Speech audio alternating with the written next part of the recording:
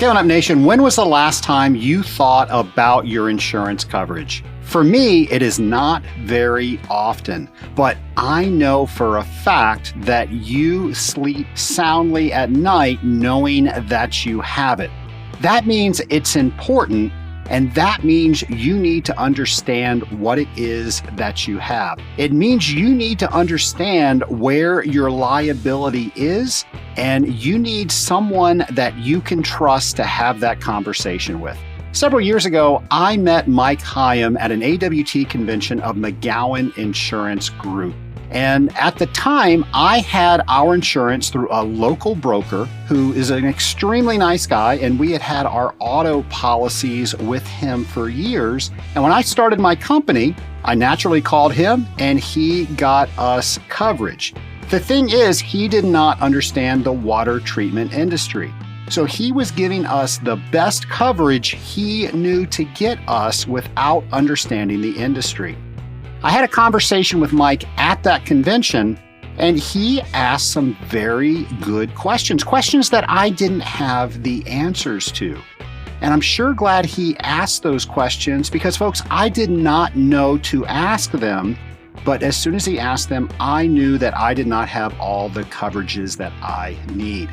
Think of all the coverages out there: property, general liability, professional liability, workers' compensation, employee practices liability. Folks, there's even insurance for cyber liability. And I have to tell you, I did not know to ask about that one, but Mike did, because this is what he does. He serves the water treatment industry, and he knows that there is a potential liability because of the remote access that we do with our controllers. Not only did he get me the right coverage with the right company, he was able to give me advice on making sure that we had proper policies in effect to make sure that we were protecting ourselves and our customers. A lot of insurers can only write through one insurance carrier. McGowan Insurance Group represents dozens of carriers like Donegal Insurance. And when we go to renew, I can't tell you how awesome it is that they are able to look at multiple suppliers to make sure that we're getting the best coverage, but we're also getting the best value. I know without a doubt, because McGowan Insurance Group understands the water treatment industry, that we are getting that each and every time we renew with them. They do liability, benefits, bonds. They are a full service agency. Give the fine folks at McGowan Insurance Group a call today and tell them that Trace sent you, or visit them on the web at mcgowaninsgrp.com.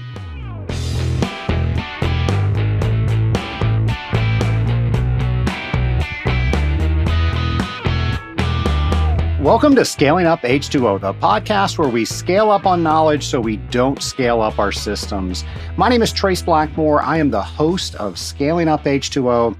And folks, I am so happy today. This is my absolute favorite type of show.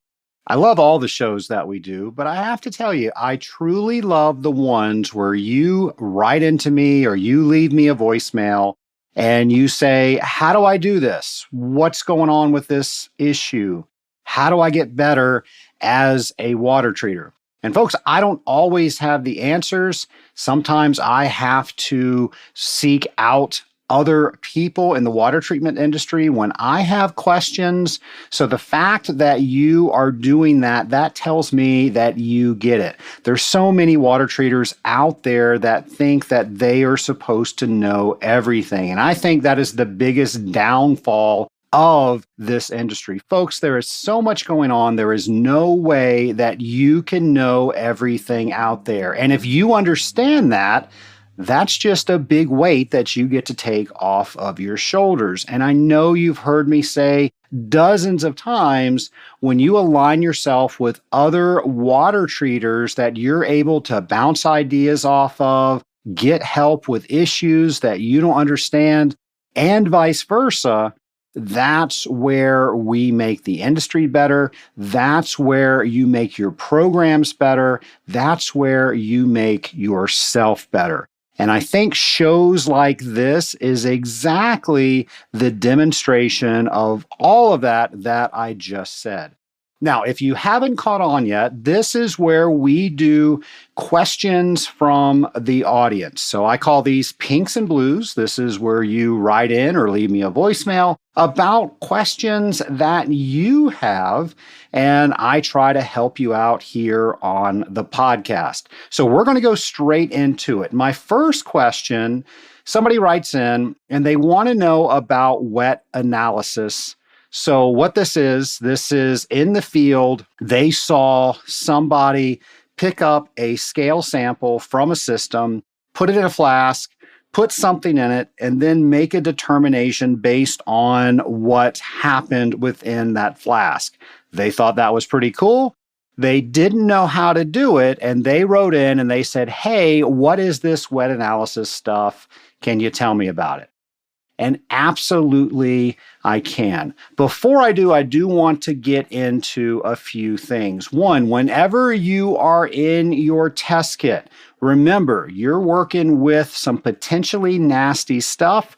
So always protect yourself. Wear your PPE, your personal protective equipment. You've got gloves, you got glasses, anything else that you feel you need so you can keep yourself safe. You want to create a barrier between the stuff you're using and your body. So with that being said, that's my public service announcement. I want to talk about the wet analysis. And I want to talk about quantitative and qualitative, because I think sometimes we think every test is just a test, every analysis is just an analysis. And it's not. And I know you've heard these terms out there before, quantitative and qualitative. Well, quantitative can be counted. It can be measured. So these are things that are absolutely repeatable. And these are the lab results that we send off to know exactly what is in that scale sample. Now, qualitative is exactly what we're going to do here. This is descriptive, conceptual. These are things that are probably going to be a little bit different each and every time that we do them, but they give us some real quick data that allows us to make decisions in the field without having to send something off. A wet analysis is qualitative. So using this method, we can get quick in the field results. So now we can make a decision to get us by until we get the real lab results back of exactly what is in that scale sample. So in this particular situation, somebody pulled out a piece of scale in a boiler. They saw somebody do this wet analysis. The person, most likely that was their boss, that was their manager, and they made some sort of decision based on that. And then they sent off to get a laboratory result and found out that what the gentleman did in the field told them roughly what was in it, but the lab result confirmed what was in it, but told them the exact amount that was bound up in that scale. This person thought that was pretty cool and they want to know how to do it. So here is what you would do. So go ahead and grab yourself a small piece of that scale, and you're then going to place that into a flask. I like to use an Erlenmeyer flask, which is built for titrations. They swirl really easily. Whatever flask you want to put it in, that is your choice. Then what you're going to do is you're going to add enough hydrochloric acid to cover the sample. Now, the titrant in your total alkalinity test kit should work fine. Give that a little bit to dissolve, but don't walk away from it. You want to watch it so you can see exactly what is going on, because that is where you're going to get your information. So first off, let's look at the color. If a yellow or a yellowish red color develops, typically that will tell you that there's iron that's bound up in the sample. If a green color develops, well, that's telling you that there's copper that's bound up in the sample. Now, when you put that acid on it, if you notice that it starts to foam, then typically that's telling you that carbonates are present. And that's normally bound with either calcium, with phosphate, with something. We don't know what that something is, but we're starting to get to know that carbonates are bound to it, and that allows us to figure out, okay, what's going on with this system? Was the softener down for a while? What do I know that I can now place together with this wet analysis to help me figure out what's going on right now with the system? Oh, one that I think I almost forgot is smell it. Now, folks, don't smell it by putting your nose directly over it. You know that you always waft an odor towards you. Remember, protect yourself first. But if you smell rotten eggs, that's normally an indicator that sulfides are present. So how cool is that? All of that just simply by putting a little piece of scale into a flask and then putting your hydrochloric acid over it. So that is a wet analysis. That's probably what the person did that you witnessed. And you're able to make some quick decisions so you can change something with the program, or you're able to figure out why something is potentially failing. I alluded to a water softener when we found carbonates in the sample. Well, maybe we didn't know to look at the water softener. So now that we found all that foaming going on in that scale, we're going to start looking at the softener logs and see what's going on. Maybe somebody new's there and they don't know how to run the hardness test, and we've had a hard water softener for quite some time, and this was the final indication that there was an issue. Now, my hope is if that was the case, you would then set up some safeguards so we don't have to scale up the system to find out that a test wasn't run properly, but we've got some intermediate indicators to make sure that we hit so we don't have to scale up a system. So I'm trying to think of some other wet analysis that you can do. So let's say you suspect phosphate scale. So same thing, you're going to take a small amount of the scale, you're going to put that in your favorite titration flask, and now you're going to use nitric acid to cover the sample, dissolve the sample. And again, you're going to watch the sample as you do this to try to get as much information as you can. So we can use the same indicators that we used before when we were using hydrochloric acid. But this time, once the sample is dissolved, we can now get our phosphate test out. And there's two that I think most people use, either the Phosphor 3, which the titrant turns blue, and then we can measure for that, or the molybdenate, which turns yellow. Well, folks, I don't know if you're really going to measure this, but if you put either your Phosphor 3 or your molybdenate in that sample, and it does turn either blue or yellow, depending on what reagent you're using, you've now just verified that you have phosphate bound up within that scale sample. Now, how cool is that? There are things that we can use that are already in our test kit that gives us more information right there on site that we can use to make decisions. Now, keep in mind, this does not negate that we should still send that sample in for a proper lab analysis. It just gives us a head start so we can start to fix the problem while we're waiting on that analysis. So I hope that helps. I hope that now, instead of just watching somebody do a wet analysis, you're able to do that on your own. And you're able to take some of that information to make decisions now while you're waiting on your lab results. Another member of the Scaling Up Nation writes in that they have seen someone log stack temperatures on a boiler. And they want to know, is this something that they should start doing? They also go on to say, why do I need to worry about the fire side since I'm treating the water side? I don't know why. I want to say that this question has come up before, but obviously it's still a question if somebody's recently asking it. And I think that's a great statement that they made. And I'm so glad they made that statement instead of just asking the question, why does a water treater need to worry about the fire side when our job is clearly treating the water on the water side? So let's face it, you as the water treater are the biggest advocate for the boiler that the boiler is ever going to see. Now, I know somebody owns it, and I know somebody else is the maintenance contractor for it, but you as the water treater really are the voice of that boiler. The boiler cannot speak. The boiler cannot tell people what it needs, but you as the water treater understand the boiler well enough where you're able to give it a voice and then use that voice to tell either the owner or the people that are contracted with tuning the boiler up what that boiler needs, because again, you understand it better than anybody else. So what are you looking at? First off, let's talk about efficiency.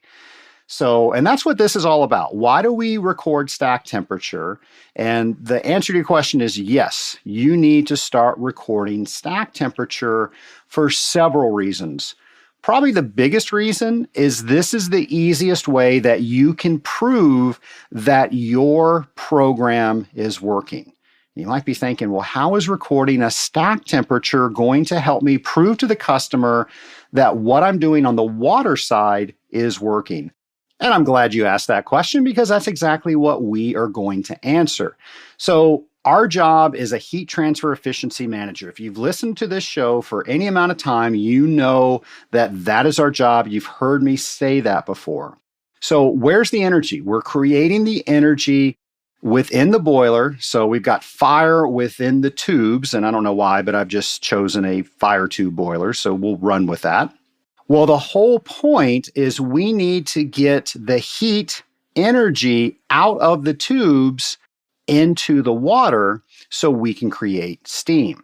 So anything that creates insulation on either the outside or the inside of those pipes is going to not allow the most efficient transfer of that heat to happen from the fire into the water through the tube. So if it is a scaling issue and we are now keeping the pipes as clean as possible, we can show that the stack temperature went from a hotter temperature to a lesser hot temperature, still hot, let's face it, showing that we're cleaning the tubes up. So this is if we had a scaled system, maybe we took a system over, well, that scale is acting as insulation. As that insulation comes off the pipes, we are able to show that less heat is going up into the atmosphere. That means more heat is going into the water to create steam, which is exactly where we want it. Folks, if you keep a log of this, you can show that they are using more of the energy that they are paying for to go to the actual thing that they're paying for it to go to. So the warmer the temperature gets, that's showing that we're insulating that heat inside the tube for whatever reason. Normally it's either on the inside of the tube or the outside of the tube. But if we log it and we start seeing that going down, that means that more of that energy is going into the water to create steam. So we just spoke about scale being on the outside. And as a water treater, we all think about scale. But here's the other thing that I want you to think about with this question. Take a look into the sight glass where the flame is. So you're looking into it. If you see that flame and it's a yellow orangey color, folks, that is not a well-tuned flame. And what that means is the flame is putting off a lot of soot that's collecting on the inside of the pipes. And I don't know if you knew this or not, but soot is so much more insulative than scale is. It's like a magnitude of 10. So if we keep the interior pipes clean, we now have cleaner inside pipes to go to the water through that tube. And all you have to do is simply look at the flame and see what the color is. Now, if it's not supposed to be yellow, what color is it supposed to be? Well, it should be a bluish color. If you notice that it doesn't look this way, make a note of it on your service report and then tell the owner, tell the operator, tell the maintenance provider that that flame needs to be tuned up. What will happen is all that soot will need to be brushed out in order to get that tube clean again. So I know we're not charged with treating the fire side, but folks, we advocate better for that boiler than anybody else. A lot of people don't understand what I just explained. I know you understand it, and that's why we need to take an active role with that. So thank you for asking that question. I think a lot of people have probably wondered that before. So always pay attention to what your flame looks like and always document what your stack temperature is. So that way you know what it means when it starts to change. So here's my next question. I treat a boiler that has a feed water tank, not a deaerator. We are constantly replacing the impellers due to oxygen corrosion.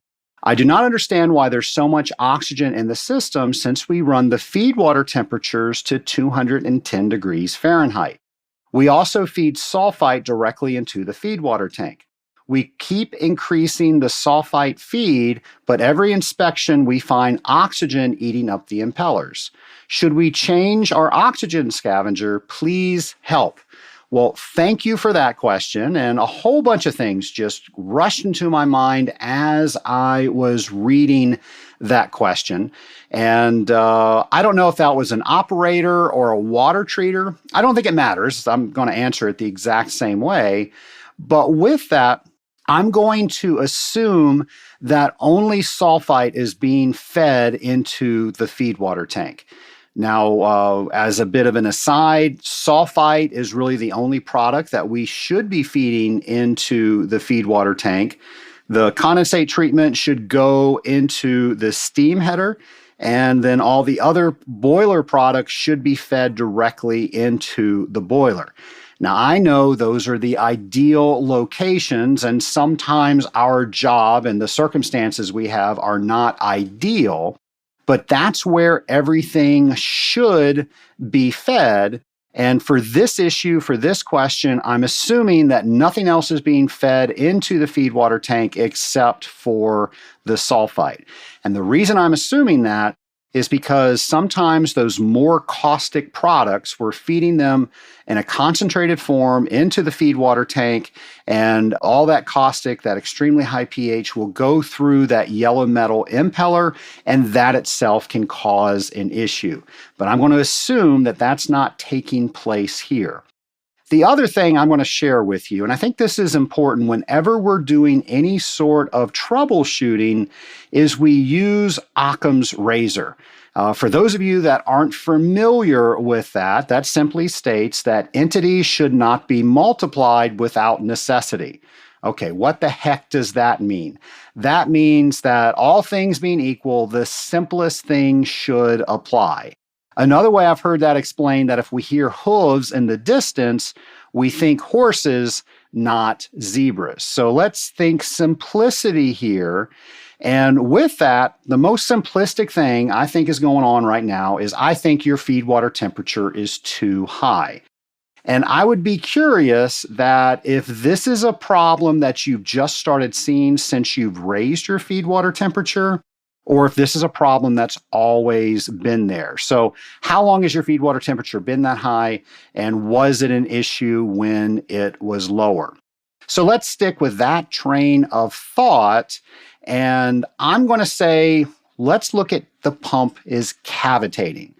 Now, let me explain what I think is happening and why I say the word cavitation. I think what you've done in an effort to drive off oxygen, you've increased the feed water temperature to 210 degrees. And folks, that is our number one way of getting oxygen out of the feed water. We want to increase the water temperature. I'm going to come back to that in a second, but you're at 210 degrees, and we know that water at sea level boils at 212 degrees. So I'm assuming you're at sea level. Now I'm in Atlanta. We're at 1,000 feet above sea level. That means that we're going to boil a little bit less than 212 degrees. So I think you see where I'm going with that. So let's say for this example that we are at sea level, and we'll talk about what happens when the water goes into the pump. So we've got 210 degree water getting sucked into a pump. And as that impeller spins around, it creates an area of low pressure.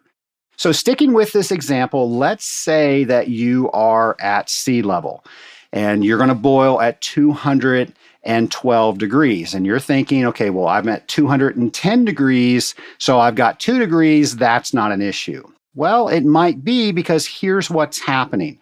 Once that water is forced through the pump and that impeller is spinning around and around, well, as the water goes around with that impeller, there's a low pressure differential within that impeller than it is outside of that impeller.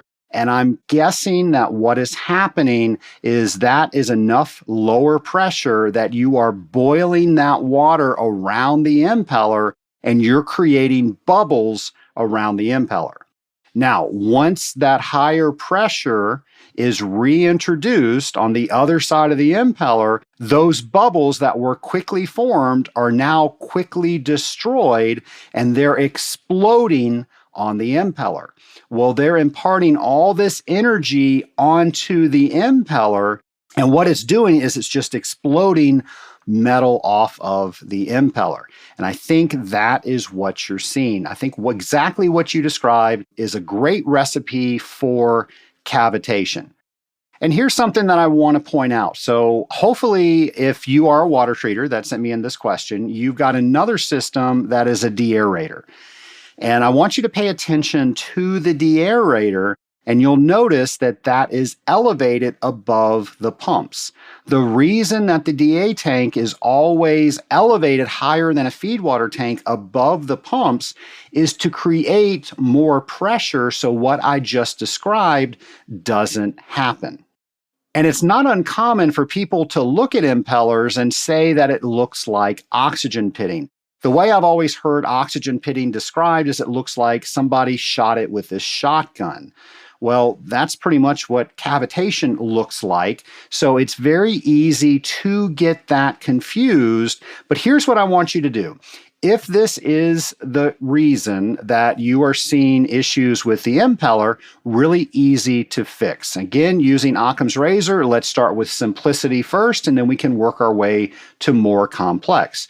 So simply turn your feed water down. Get it down to about 190 and see if that is still an issue. Now, still monitor your sulfite levels. It sounds like you might be even overfeeding your sulfite, trying to compensate, thinking that this is an oxygen problem and it's really a cavitation problem. So monitor your sulfite levels. Don't overfeed it. Feed exactly what you need and see if that is still an issue. If it is still an issue, then maybe you do want to look at changing out some of your oxygen scavengers. But really, hearing that question, not knowing all the facts, but just the ones that I do, I am really confident that that is going to solve your issue. Folks, again, it's important to make sure that the number one way that we control oxygen in a boiler is by increasing the temperature in either the feed water tank, or that's why we have a DA tank.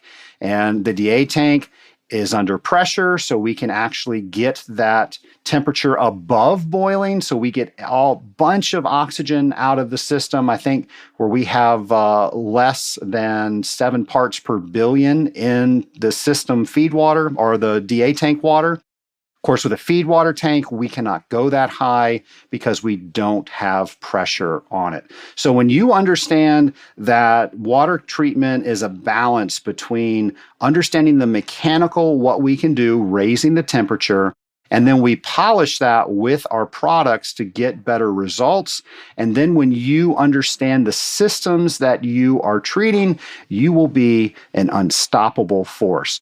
So whoever wrote this question, if you could please write back in and let me know if this did solve the issue. I am extremely curious. Folks, I love questions like this. So thank you so much for writing these questions in. Whenever you have a question that we can share on the air, I know for a fact other people have questions like that. I know we can all learn from those questions. So you might be wondering, how did these people get their questions to me? Well, every single one of these people, they went on our website, scalinguph2o.com, and they looked for our show ideas tab on the menu page. They clicked on it, they filled out the form, and presto, it went right to me and I read it on the air. However, there's also another way you can take advantage of. Maybe you want to hear your voice on the air. So as soon as you go to scalinguph2o.com, on the right-hand side, you'll see a tab, and if you click on that, you will be able to use your computer microphone, your phone microphone, and you can record your question straight to me. I know you've heard me do that on the show. Thanks again for those questions. Please keep them coming because, again, this is my favorite type of show because I think it connects us all with we are in the same community. And when we understand what we do better, not only do we get better as individuals, we get better as an industry. Something that we are doing to help the industry get better is we are hosting another hang, just like the one we did at the Association of Water Technologies virtual conference this year. Well, this one is going to be December 10th at 6 p.m. Eastern Time. Now, you might be saying, what the heck is a hang? And that's a great question. The hang is where we all get together using Zoom. I know everybody loves Zoom. I know we're all probably done with Zoom, but that is how we're getting by in this particular time. And folks, I promise I'm not going to make it like a boring Zoom call that you are used to. We're all going to come into a main room where we can see everybody. I'm going to try to have a couple of questions for you, try to entertain you as best I could, and then quickly I'm going to get you into your own separate breakout session with 5 other people. 5 other people, that's very manageable. I want you to introduce yourself, and you never know who you might meet. You might meet somebody that can answer that question that you have with that particular system. Or maybe you're looking for a particular product and you don't know where to go to get that source. Well, folks, this will increase your network. This will increase the people that you call friends in the water treatment community. All you have to do to be a part of this is right now or as soon as you're able to pull over, nobody do this while they're driving, go to scalinguph2o.com/hang and register for the event. And then at 6 p.m. Eastern Time, December 10th, log on. You will see me and hopefully a lot of your friends and friends you have not met yet. And we'll go ahead and have a great time. And we're planning on doing this throughout 2021. So folks, if you will, mark your calendars for December 10th at 6 p.m. Folks, again, I love shows like this. So thank you for all of those people that wrote in your questions. Thank you for listening to Scaling Up. Thank you for helping me promote the Scaling Up H2O podcast. And folks, I will bring you another brand new episode next Friday. Have a great week, folks. Scaling Up Nation, there's a new standard out there that you may or may not have heard of called ASSE 12080. If you haven't heard of it, ASSE 12080 is a new professional qualification standard for people providing water management plans or Legionella-related services. Now that you've heard about it, what are you going to do about it? Here's what I did. I signed up for HC Info's online digital platform to get the required 24 hours of training so I could take the certification exam. There are other training courses out there, but they all require you to take time out of your busy schedule to attend a week-long video conference style class. I did not have a week to give up during my prime business hours. Using HC Info's easy-to-use platform, I can take classes on my schedule, which for me is at night. Some nights I take several classes, some nights I don't take any classes. The point is, I can fit it in when I'm able to. The content is straightforward and teaches you what you need to know to become a certified professional. Don't wait until your customers ask you if you are certified. Get it done now. Trust me, once your customers find out about this standard, they are going to demand the people they work with are certified. HC Info already offers the most economical solution to training. As a Scaling Up H2O listener, you can take an additional 7% off by using the discount code SCALINGUP5. Already an HC Info Lamps member, you'll receive an even bigger discount. Take it from me and use the easiest, most schedule-friendly and economical way to get your ASSE 12080 training today by going to scalinguph2o.com/HCinfo.